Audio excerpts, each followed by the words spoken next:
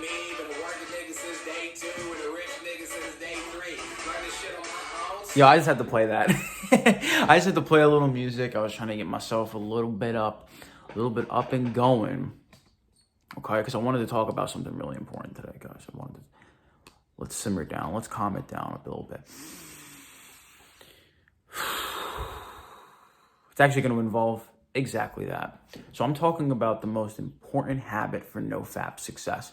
So I talked about in another video how important it is for you to have the ability to be alone, to just be with yourself and to simply just enjoy it, right?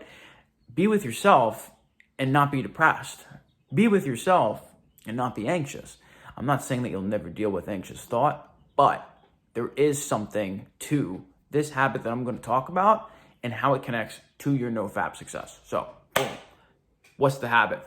The habit is meditation, okay? So meditation is a skill-based habit that you do on a regular basis that helps you train your mind to be, or it almost is to train yourself to not allow your mind to overpower who you are as a person.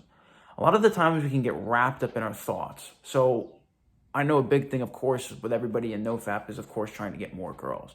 So before you even start talking to a girl, you're already anxious and you're already thinking about the conversation and how it's going to go and all of this stuff. But if you were to actually let some of that stuff go, more than likely there's something that's going on deeper inside of you.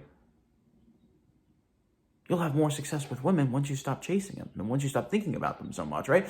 Now, I actually don't really care that much about like using Nofap to get with girls because I think that there's I think the girls and the female attraction really actually comes more towards the success part and the confidence part rather than it being because of Nofap. I think Nofap allows you to have more energy, more motivation, which then leads to you achieving more, which leads to more confidence, which then leads to more attraction from women. But that shouldn't be the only reason that you're doing Nofap.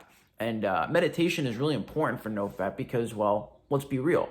There are going to be times, especially like at night and before you go to bed, where the thoughts are going to just be coming in. You're going to be thinking about whatever situations that you've had in the past. You think about what you want to experience. You might think about, watching a little bit of prawn, doing the deed. But if you know how to meditate, meditation teaches you how to settle into those emotions, how to be present with those feelings and with those thoughts and not let it just overcome you, not let it be the thing, not let yourself break what you're trying to accomplish and succumb to urges. So how can you do it though? Like, how can you get started? What can you do to actually start doing it and learning more about it, okay? I want to talk about the most efficient way of learning how to meditate because there's definitely a lot of like red pill coaches and there's a lot of people out there that talk about how meditation is important for Nofap, how meditation is important for success and self-improvement, but yes, you can start an app, you can start doing it and all of that. You can just start kind of getting into it. You could buy that person's program or whatever meditation thing that they're selling. What I think is actually the best and most efficient way of doing it because it kind of kills two birds with one stone. It allows you to meditate and also learn about meditation. Listen to The Power of Now by Eckhart Tolle. Actually, as of now, you can go on YouTube and find it for free. But if you have to get an audiobook for like $10 or whatever, trust me, it's worth it. So I've actually been listening to it again. I've listened to it a bunch of times. And every time I listen to it, there's always details and things that I've missed the times before that I've watched it to which I've watched it now. There are certain things that just kind of resonate or click with me.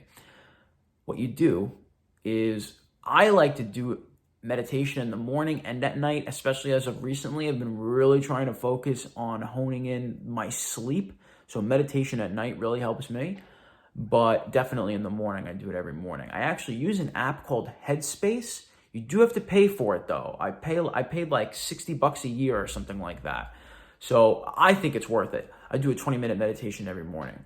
But what I've been doing is 30 minutes at night, you listen to The Power of Now by Eckhart Tolle. So I just get into a comfortable position. I sit and I put a timer on for 30 minutes and then I press the video and the audiobook just goes and I just listen to it, and I go through just certain like breathing sequences and certain body reflections. So what I do is I'll take a seat. Firstly, make sure you drink your water before you do it because you want to make sure you're hydrated. Drink some water, okay? Find a comfortable spot to go and sit down and start playing the video. You follow the 4-7-8 breathing pattern for 5 rounds, and then you close your eyes. So I'll do 1 round really quick for an example. And you can even do it with me if you'd like.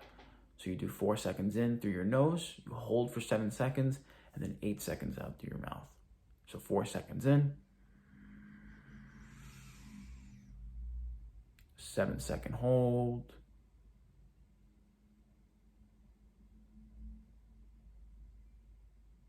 and 8 seconds out.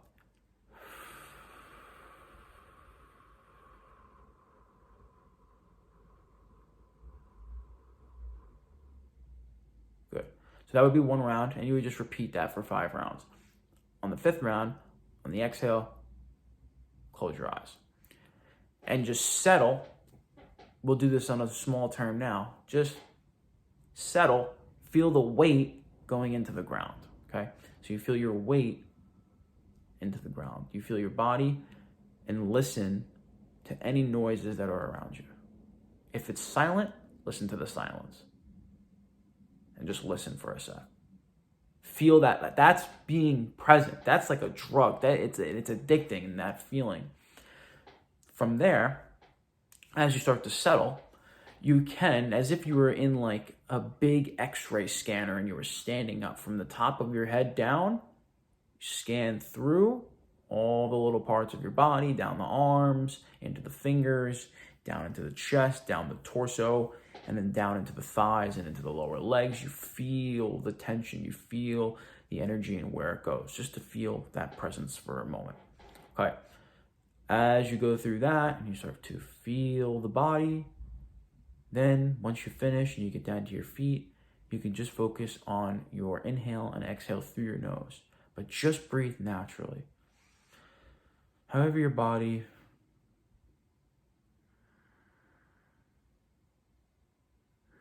and focus especially on following the exhale.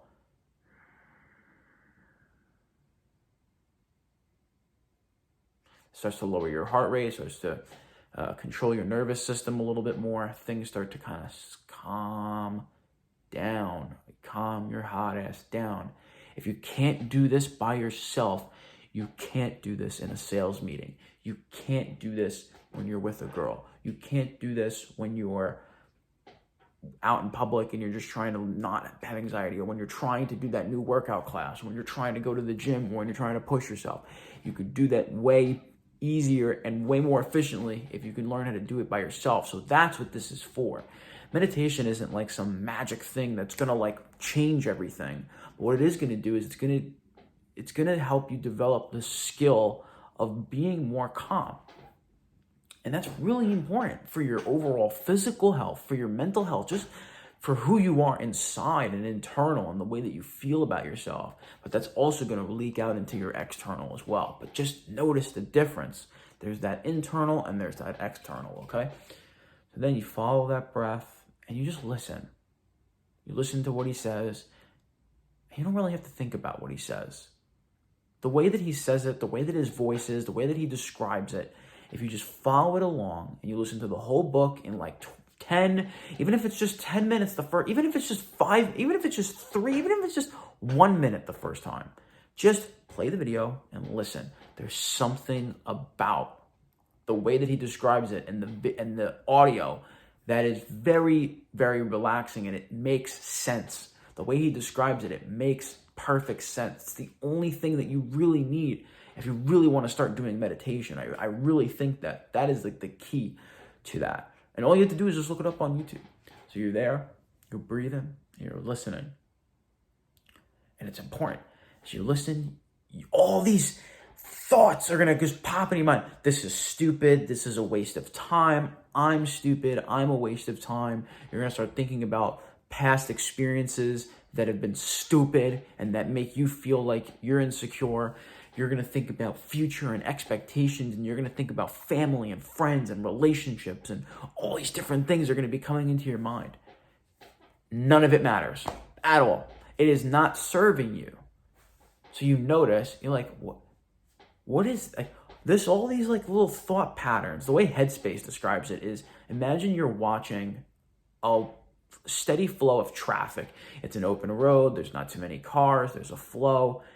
Then all of a sudden, there's all these cars that come in and everything's jammed in and there's traffic and people are honking. That's thoughts inside of your mind.